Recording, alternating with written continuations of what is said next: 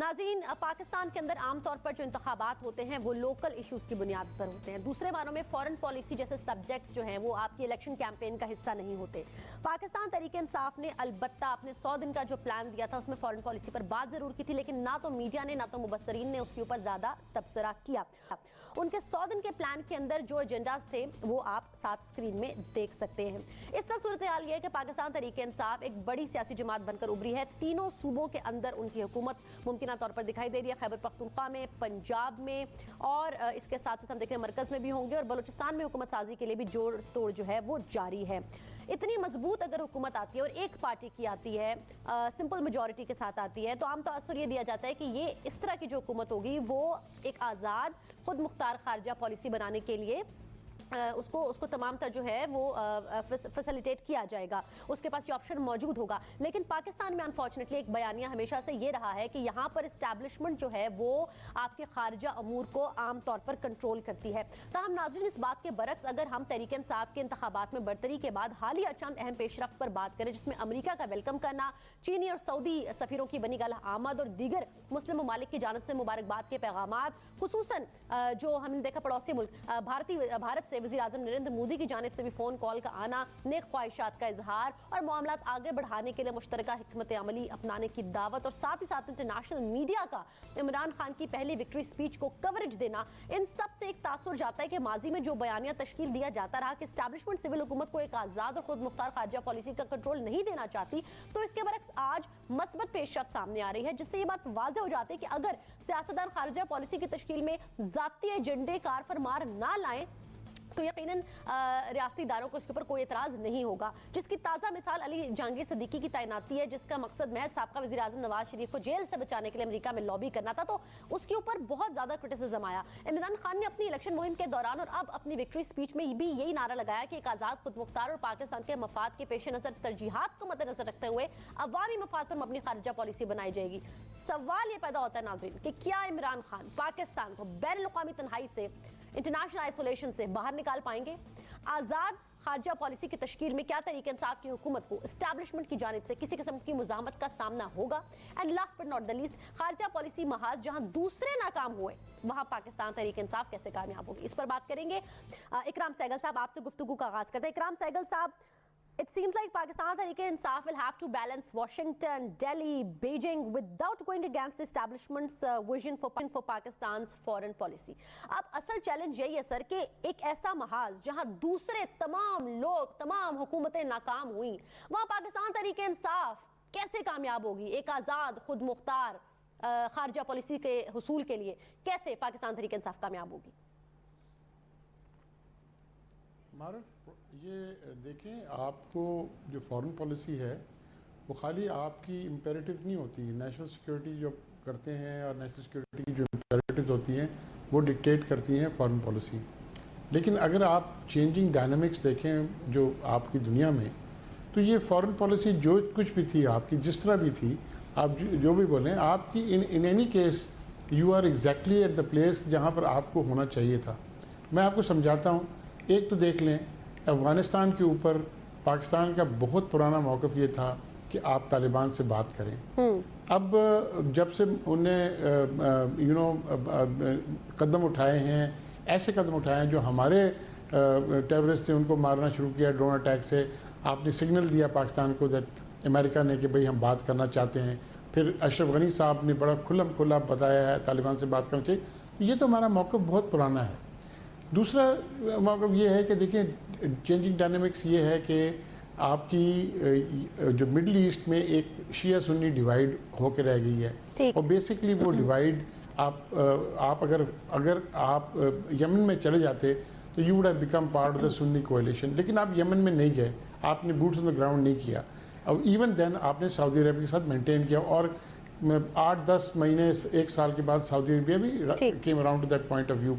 तो वहाँ पर भी आप देखें कि आपकी अभी अगर आप पाकिस्तान, ईरान, जो टर्की एक पुराना एक बगदाद पैक्ट और सेंटो था, अगर बन जाता اور اس دفعہ یونائٹڈ اسٹیٹس اور یو کے سپورٹ کے لیکن اکرام سہگل صاحب سوال یہ تو نہیں ہے کہ پالیسی کہاں تھی اور کہاں ہونی چاہیے، وہ تو آپ کی بات بالکل ٹھیک ہے، لیکن اصل ایشو تو یہ ہے کہ ڈرائیونگ سیٹ کے اوپر کون ہے سر. پالیسی تو بالکل ٹھیک ہے، لیکن سویلین گورنمنٹ ہمیشہ سے بلیم کرتی آئی ہے نا کہ ڈرائیونگ سیٹ کے اوپر کوئی اور ہے.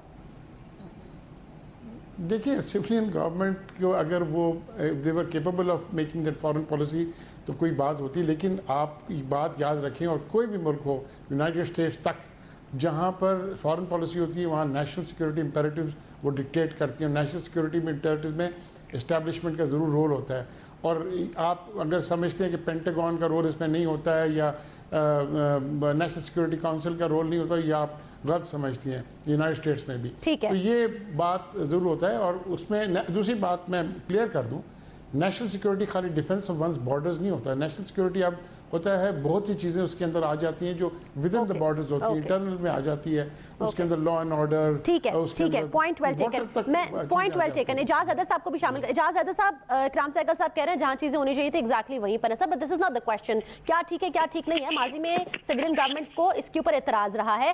آپ نے ایک اوپن لیٹر ابھی تحریر کیا ہے عمران خان صاحب کو، آپ اس میں یہی تقاضا کر رہے ہیں کہ آپ نا تجربہ کار ہیں اس حوالے سے، اور آپ نے کلیئرلی اس میں یہ مینشن کیا ہے کہ دو ہی محاذ ہیں جہاں پر عمران خان صاحب کو ایشوز ہوں گے، ایک فارن پالیسی، ایک internal security matters, national security matters. تو میں کیا تجزیہ آپ دینا چاہیں گے اس حوالے سے؟ عمران خان صاحب کے لیے کتنا بڑا چیلنج ہوگا؟ جی بہت شکریہ. دو باتیں بہت اہم ہیں. ایک تو یہ بات کہ جو خارجہ پالیسی اور جو سلامتی کی پالیسی ہوتی ہے یا سیکیورٹی پالیسی جو ہوتی ہے ان کا آپس میں کیا تعلق ہے، یعنی کون سی چیز جو ہے وہ بیسک پالیسی فریم ورک ہے اور کون سی چیز اس کا سب سیٹ ہے. اب یہ ایک بہت دلچسپ بحث ہے جو بہت عرصے سے چلی آ رہی ہے. عام طور پہ جو سیکیورٹی پالیسی ہوتی ہے وہ خارجہ پالیسی کا سب سیٹ ہوتی ہے، لیکن کئی دفعہ ایسے مواقع آتے ہیں کہ جہاں پہ جیسے جنگوں کے دوران یا جو اس وقت ہم جس قسم کی جو ہے وہ صورتحال میں گرفتار ہیں کہ جہاں پہ سیکیورٹی پالیسی اور خارجہ پالیسی جو ہے وہ ایک دوسرے کو کے لیے لازم و ملزوم ہو جاتی ہیں in terms of complementing each other. اچھا، اس میں ہوتا یہ ہے کہ آپ جہاں پہ وائلنس کا استعمال کرتے ہیں، کیونکہ آپ کا جو ریاست کا جو کوورسو اپریٹس ہوتا ہے جس کے اندر فوج بھی ہوتی ہے، باقی لا انفورسمنٹ بھی ہوتی ہے ایکسٹرنل اور انٹرنل سیکیورٹی کے حوالے سے، وہ اپنا کام کرتی ہیں. خارجہ پالیسی جو ہے اس کے لیے جگہ پیدا کرتی ہیں، اور خارجہ پالیسی اس جگہ کے حصول کے بعد اس بات کا جو ہے وہ ان کا جو ہدف ہوتا ہے وہ یہ ہوتا ہے کہ وائلنس کو جو ہے وہ نیچے لایا جائے. اب اس کے اندر ایک چونکہ سہگل صاحب نے ایک بات کی کہ اگر سویلینز یہ کر سکتے ہیں تو میں آپ کی توجہ اس طرف مبذول کرانا چاہتا ہوں.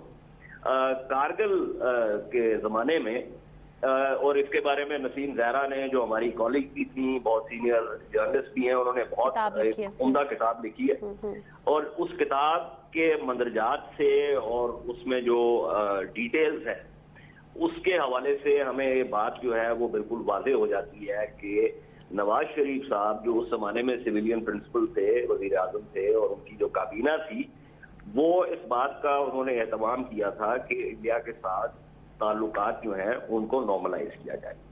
لیکن ان کو یہ معلوم نہیں تھا کہ 4 جو ہے وہ جرنیل حضرات جو ہے، جن میں اس زمانے کے آرمی چیف، اس زمانے کے چیف آف جنرل اسٹاف، اس زمانے کے کور کمانڈر 10 کور اور اس زمانے کے کمانڈر FCN ہے، وہ کچھ اور ہی کام کر رہے تھے.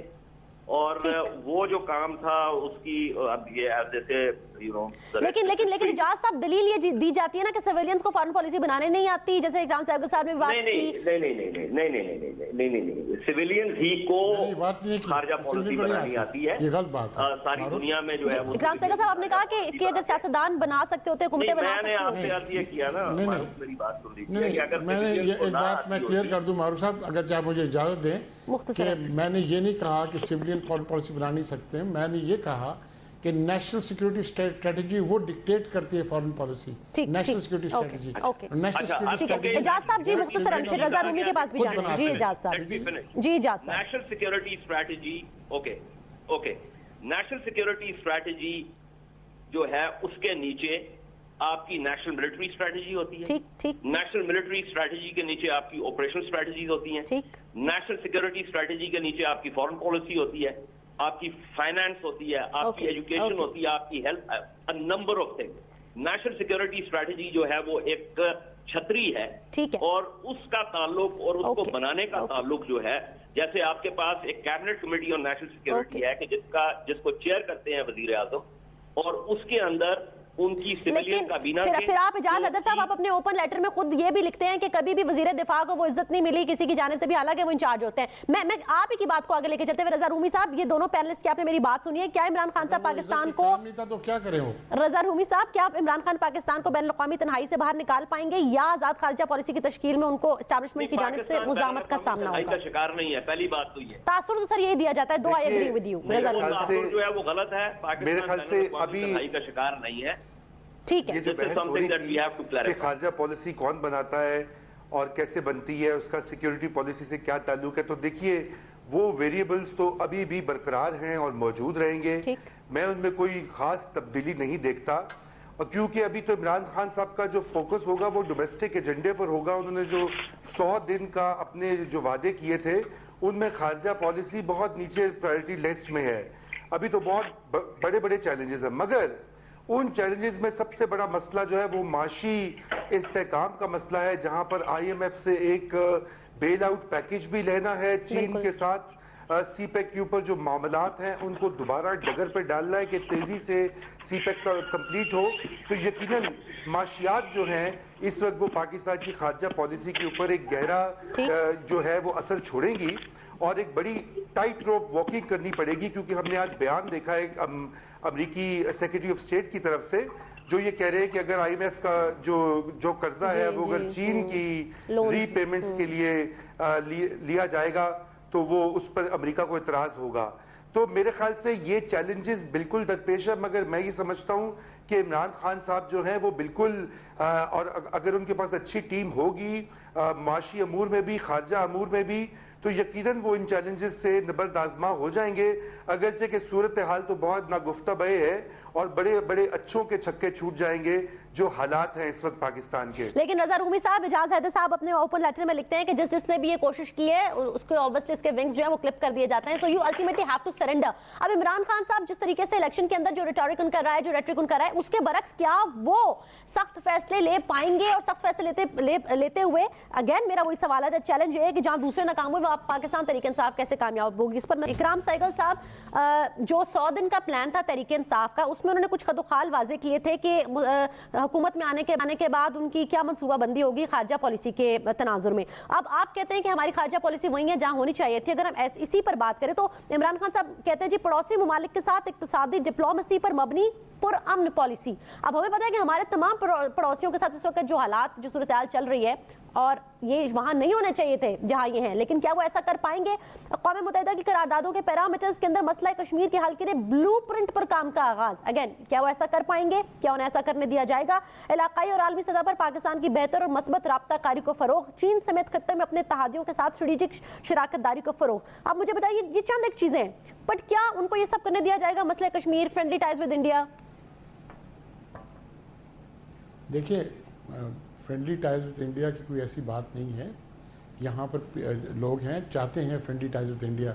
आपके साथ, इंडिया के साथ काफ़ी नॉर्मलाइज रिलेशन हो चुका था, लेकिन ख़राब कब हुआ है? आपके वजह से तो नहीं हुआ है, वो तो मोदी साहब जब आए और जो उनने शुरू किया हरकतें उसके बाद ख़राब हुआ है, और उसने जो हरकतें कश्मीर में की है उसके बाद ख़राब हुआ है। तो आप पाकिस्तान की फॉरेन पॉलिसी को तो ना ब्लेम करें उसके बाद।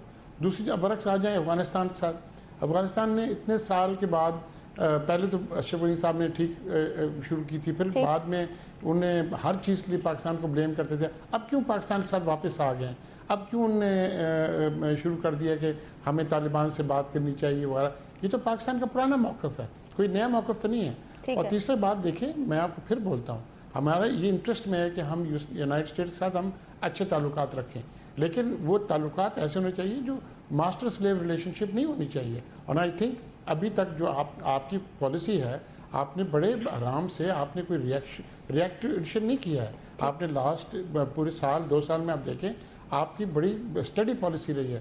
تو آپ کیوں بلیم کرتے ہیں فارن پالیسی جب آپ کے کنٹرول میں نہیں ہے بہت چیزیں جو باہر چیزیں ہو رہی ہیں, جو آپ کی کانفلکٹ ہے مڈل ایسٹ میں وہ آپ کے کنٹرول میں تھوڑی ہے, جو ٹریڈ کی جو ریلیشن شپ EU کی اور یونائٹڈ اسٹیٹ چل رہی ہے وہ آپ کی ریلیشن میں تھوڑی ہے, جو آپ کی BRI کی وجہ سے چینجز آ رہی ہیں وہ آپ کے اس میں کنٹرول میں تھوڑی ہیں. ٹھیک ہے, بات یہ ہے کہ آپ کی ڈائنامکس جو ہوتی ہیں وہ چینج ہوتی رہتی دنیا کی.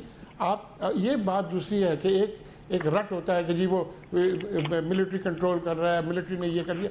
اب آرام سے آدمی صبر و تحمل سے بات کرے, دیکھیں ان کا انپٹ ضرور ہے, میں یہ نہیں کہتا ان کا انپٹ نہیں ہے, ان کا انپٹ جہاں پر ہے اور مے بی وہ کہیں وہ انپٹ میں سمجھتا ہوں کہ ان کو تھوڑا سا احتیاط کرنی چاہیے. لیکن انڈیا کے ساتھ جو پالیسی اچھا اس میں سہگل صاحب ایک اور چیز بھی ہے, سہگل صاحب اس میں ایک اور چیز بھی ہے جس پر میں اجاز حیدر صاحب سے لینا چاہوں گی, کوشچن کرنا چاہوں گی. اجاز حیدر صاحب, اگر ہمارے ماضی کے سیاستدان فارن پالیسی کو اپنے ذاتی مفاد کے لیے استعمال کریں گے, میں نے چھوٹی سی مثال دی تھی علی جہانگیر صدیقی کی تعیناتی کی, لیکن اگر آپ ماضی میں جیسے مودی صاحب کی آمد ہوئی, پھر جندل کا آنا, یہ ساری چیزیں اگر ان کو آپ دیکھیں گے تو ڈیفینیٹلی سر پھر تو کسی بھی ریاستی ادارے کو اعتراض ہوگا ہی. آپ پاکستان کے مفاد پر مبنی ریاستی جو آپ کی خارجہ پالیسی ہے اس کو اگر آپ یقینی نہیں بنائیں گے, ذاتی مفاد کو ترجیح دیں گے, تو پھر رائٹ فلی سو ٹھیک کرتی ہے اسٹیبلشمنٹ. کیا کہیں گے آپ؟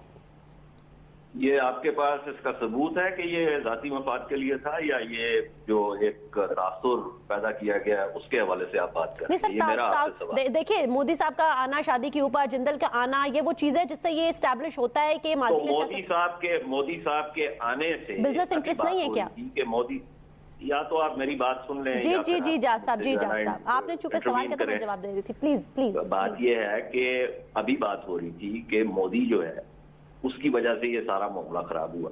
مودی یہاں پہ آ گیا, پٹ سٹاپ کیا اس نے. مودی کے یہاں آنے کے 8 دن بعد کیا ہوا واقعہ؟ وہ واقعہ کیا ہوا؟ وہ پٹھان کوٹ کے ہوائی اڈے کے اوپر جو ہے وہ ایک حملہ ہو گیا. ٹھیک ہے. اب ایشو یہ ہے, اور یہ میں نے اس کے بارے میں بہت دفعہ لکھا بھی ہے, اور یہ میرا ایک بہت بڑا اعتراض تھا میاں نواز شریف کے طرز حکومت پہ, نہ صرف خارجہ پالیسی کے حوالے سے بلکہ اور حوالے سے. اور وہ یہ اعتراض تھا کہ موصوف جو ایک انسٹیٹیوشنل میکنزمز تھے نا, ٹھیک, ان کو استعمال نہیں کرتے تھے. یعنی آپ کے پاس ایک کیبنٹ کمیٹی اور نیشنل سیکیورٹی ہے. ٹرو. دنیا کے ممالک کے درمیان خاص طور پہ جہاں پہ جھگڑے ہوتے ہیں, اور یہ سر جنگ کے زمانے میں بھی ہوتا تھا, بیک چینل ڈپلومیسی ہوتی ہے. ٹھیک ہے. اس بیک چینل ڈپلومیسی کو آپ نے کرنا کیا ہوتا ہے؟ آپ کے پاس کیبنٹ کمیٹی اور نیشنل سیکیورٹی ہے, آپ اس کا اجلاس بلائیں, اس کا اجلاس بلا کے کہیں کہ جی جندل صاحب یا سو اینڈ سو XYZ, وہاں سے ہمیں یہ سگنلز آ رہے ہیں اور ہم نے ڈیسائیڈ کرنا ہے کہ ان سگنلز کو ہم کس طرح رسپونڈ کریں. ٹھیک ہے. تاکہ تمام لوگ جو ہے وہ لوپ میں رہیں, اور وہ لوپ میں رہیں گے تو کسی کو کوئی اعتراض نہیں ہوگا. تو یہ دو چیزیں ہیں کہ ان کے حوالے سے دیکھیں, ایک تو پہلے آپ ایک اصول کا تعین کر لیں نا. اصول کا تعین کرنا بہت ضروری ہے, اور وہ یہ ہے کہ کیا کسی بھی فوج کو یہ اختیار حاصل ہے کہ وہ سویلین پرنسپلز جو ہیں ان کے کام میں رکھ نہ ڈالے؟ نو. تو اس کا جواب نفی میں ہے. اس پہ تو ہمارا کوئی اختلاف نہیں. بالکل ٹھیک, اس پر کنسنسس ہے. ٹھیک ہے. ٹرمپ کے حوالے سے لگاتار تجزیے آ رہے ہیں کہ ٹرمپ یہ کام غلط کر رہا ہے, یہ کام غلط کر رہا ہے, یہ کام غلط کر رہا ہے, لیکن کہیں بھی کسی تجزیے میں, ٹھیک ہے, کہیں بھی کسی چیز میں آپ نے یہ بات سنی کہ امریکی فوج جو ہے وہ ٹرمپ کو نکال باہر کرے یا واشنگٹن DC پہ قبضہ کر لے؟ مودی کے حوالے سے لگاتار جو ہے وہ تنقید ہو رہی ہے, جو لبرل حلقے ہیں, جو سیکولر حلقے ہیں انڈیا میں. لیکن کیا کسی نے اس بات کا کوئی اشارہ دیا ہے کہ انڈین آرمی جو ہے وہ دلی پہ آ کے قبضہ کر لے اور مودی کو نکال باہر کرے؟ تو پہلے تو آپ اصول کا تعین کر لیں نا. جب آپ نے ایک اصول کا تعین کر لیا تو پھر اس کے بعد ہم آگے بات کو بڑھاتے ہیں, اور اس کے اندر یقیناً جو سیکیورٹی پہلے یہ میں اس کو یہ جواب دے دوں, فوج جو ہے پاکستان آرمی نے کوئی اسلام آباد کو قبضہ نہیں کیا ہے. مختصراً اجاز حیدر آپ یہ بات بہت نہیں دیکھیں. میری بات تو आई थिंक बात नहीं बहुत इजाज़ आप बहुत ज़्यादा वो कर रहे हैं। देखें बॉडी जब यहाँ पिट स्टॉप किया था उसने मॉस्को में पाकिस्तान के खिलाफ बात की थी, उसने अफगान काबुल में बैठ करके पाकिस्तान के अच्छा खासा बोला था, वो पाकिस्तान को डिक्लेयर करने के लिए वहाँ पहुंचा था कि टेरर स्टेट डिक्लेयर करो, और उसके बाद आके पिट स्टॉप करता है। पिट स्टॉप उसने किया था ज़ाती मामले के ऊपर, ठीक है जी। दूसरी बात ये कि पाकिस्तान आर्मी ने कोई कब्जा नहीं किसी को किया हुआ है, ये आप लोग की ये एक प्रोपेगेंडा है जो आप हर चैनल पर बोलते रहते हैं। इंडियन आर्मी ने कब्जा किया दिल्ली को, कौन सा पाकिस्तान आर्मी ने कब्जा किया, किधर उसने कब्जा कर लिया? नहीं वो सर ये कह रहे थे कि फियर नहीं होना चाहिए। रजा रूमी साहब जो ये बात गलत ठीक है, बात है। आपका पॉइंट आ गया, आपका पॉइंट आ गया, आपका पॉइंट आ गया। इजाजत साहब की कॉल ड्रॉप हुई थी, कनेक्ट कीजिए, मलाइन करें, ठीक है। ये गलत बात। रजा रूमी साहब जो बात इजाजत साहब कह रहे थे वो कहते थे कि फियर नहीं होना चाहिए ना, कि भाई हम कोई अगर इंडिपेंडेंट कोई डिसीजन लेते हैं पर्टेनिंग टू खारजा पॉलिसी या internal security matters, national security matters, तो ये फियर नहीं होना चाहिए कि हमें उठाकर फेंक दिया जाएगा। इस पर क्या कहेंगे आप? नहीं देखिए, बिल्कुल बात सही कह रहे हैं एजाज, फेयर नहीं होना चाहिए, लेकिन साथ साथ आपको जो कौमी इदारे हैं उनका जो है एहतराम भी होना चाहिए, उनका एहतमाल भी होना चाहिए, क्योंकि पाकिस्तान में फौज एक रियलिटी है और जिस तरह से हमारी सिक्योरिटी मामलात जो हैं उसको फौज ही देख रही है। देखिए चाहे वो अफगानिस्तान के मामलात हों, दहशतगर्दी के खिलाफ इतनी बड़ी जंग हो, और दूसरा बलूचिस्तान की इंसर्जेंसी का मसला हो, तो फौज एक्टिवली इन्वॉल्व है। इसलिए मियां साहब ने थोड़ी सी इसमें उनसे कोताही होगी कि उन्होंने इदारों का इस्तेमाल नहीं किया, और यही मेरे ख्याल से एक सबक है इमरान खान साहब के लिए कि नेशनल सिक्योरिटी काउंसिल का जो इदारा मौजूद है और जो इनपुट वहां से फराहम होता है वो उसको लेकर चलें और उस इदारे के तहत अपनी सिक्योरिटी। रजा रूमी साहब के माजी में हर वजीर आजम से यही गलती हुई, रजा रूमी साहब के माजी के हर वजीर आजम से यही गलती हुई, नवाज शरीफ साहब ये सवाल उठाते रहे हैं।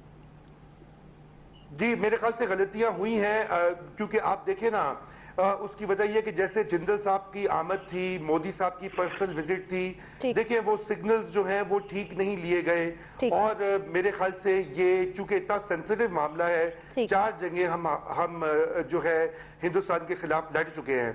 लेकिन मैं इसके साथ आपको ये भी कहना चाहूंगा कि फॉरेन पॉलिसी में इंडिया के साथ कोई तब्दीली नहीं आ सकती, क्योंकि इंडिया अब इलेक्शन ईयर में जा रहा है और वहां पे अगले 1 साल जो है वो कोई भी हुकूमत, मोदी की गवर्नमेंट बिल्कुल किसी किस्म का कोई रिस्क नहीं लेगी, और बल्कि वहां तो एंटी पाकिस्तान जो रेटोरिक होता है उसमें इजाफा होगा, क्योंकि उनको वोट चाहिए और वोट हासिल करने के लिए वो पाकिस्तान बैशिंग भी होगी।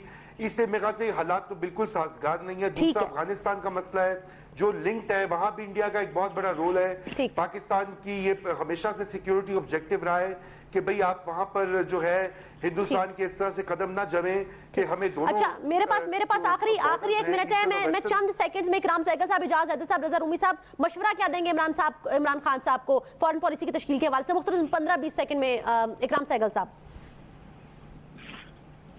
देखिए इमरान खान साहब अपनी जो पॉलिसी है जिस तरह वो कर रहे हैं, जिस तरह उन्होंने अपनी स्पीच में कहा है उसी तरह का परसू करें और उनको कोई रुकावट नहीं होगी। उनको रुकावट तब होगी कि लोगों को अगर फील करेंगे कि आपकी पर्सनल इसमें कुछ बायस है, और अगर पर्सनल बायस है तो डेफिनेटली लोगों को इसमें इतराज होगा।